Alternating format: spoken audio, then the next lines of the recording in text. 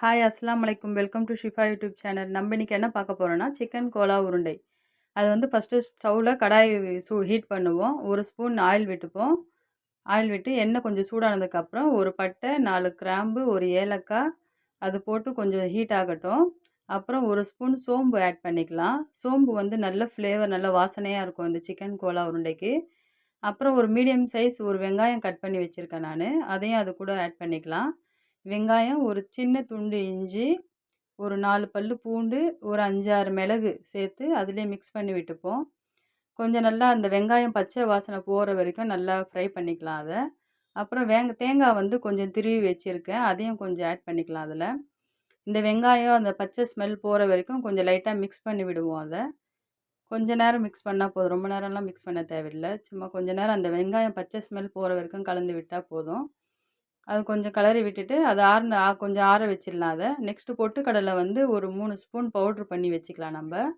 அந்த chicken Cola உருண்டையில mix பண்ணுறதுக்கு. அப்புறம் சிக்கன் வந்து நான் சின்ன சின்னதாக கட் பண்ணி வச்சுருக்கேன். அது மிக்ஸியில் போட்டு கொஞ்சம் அரைச்சிக்கலாம். இப்போ மட்டன்னா கடையிலேயே கைமா மாதிரி கட் பண்ணி கொடுத்துருவாங்க. சிக்கன் இந்த மாதிரி தரமாட்டாங்க. அதனால் நம்ம மிக்ஸியில் போட்டு அரைச்சிக்கலாம்.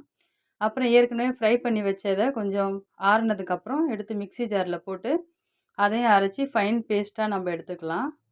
எடுத்துட்டு 2யும் அரைச்சி வச்சுட்டு லாஸ்ட்டாக அந்த சிக்கனில் வந்து கொஞ்சம் மஞ்சள்தூள் போட்டு 1/2 ஸ்பூன் சில்லி பவுடர், 1/2 ஸ்பூன் தனியா பவுடர் மிக்ஸ் பண்ணிக்கலாம். அப்புறம் உப்பு வந்து சால்ட்டு தேவையான அளவுக்கு சால்ட்டு சேர்த்துப்போம்.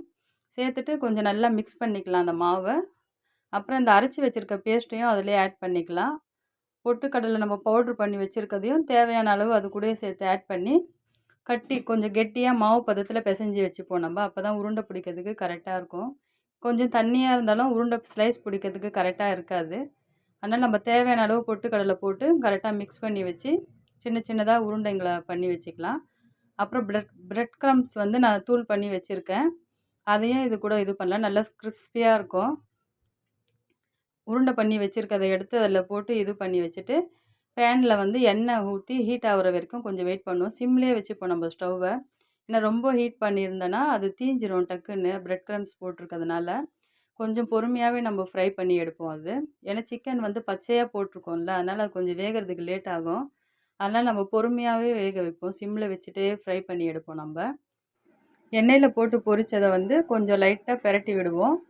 ஏன்னா அப்போ தான் தீயாமல் இருக்கும். இல்லாட்டி ஒரே சைடாக இருந்தால் தீஞ்சிரும். லைட்டாக பெரட்டி விட்டு எடுத்துருவோம். அப்போ தான் உள்ளெல்லாம் வேகும். இல்லாட்டி உள்ளே மாவு மாதிரி இருக்கும். கொஞ்சம் நல்லா ஃப்ரை ஆகட்டும் அது.